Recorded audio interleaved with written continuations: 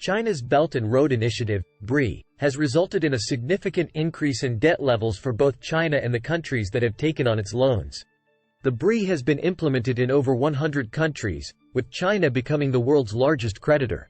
The total value of BRI-related loans has been estimated to be around $1.5 trillion, with much of this going towards infrastructure projects in developing countries. However, concerns have been raised about the sustainability of China's lending practices, with many of the countries that have taken on its loans being in danger of falling into a debt trap. Sri Lanka is a notable example, having been forced to hand over control of its strategic Hambantota port to China in 2017 after failing to repay its BRI loans. China's own debt levels have also been rising at an alarming rate. According to the Institute of International Finance, China's total debt was around 300% of its GDP in 2020, with much of this being held by state-owned enterprises.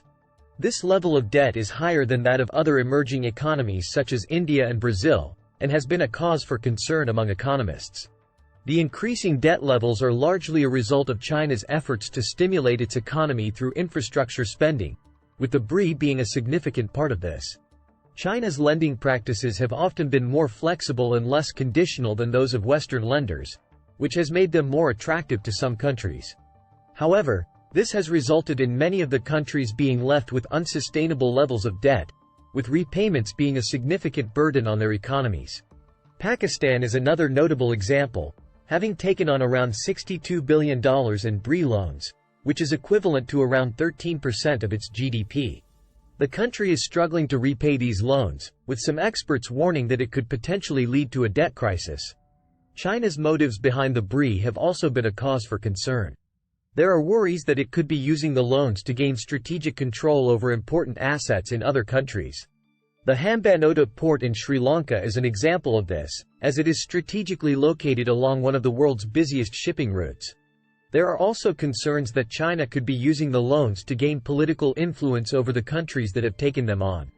In conclusion, the Belt and Road Initiative has resulted in a significant increase in debt levels for both China and the countries that have taken on its loans. The risks associated with the initiative, including concerns about China's lending practices and its own debt levels, raise questions about its long-term sustainability.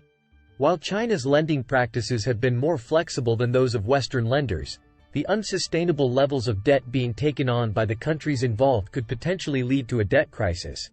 Additionally, concerns about China's motives behind the initiative have led to worries about its long-term impact on global politics and strategic assets.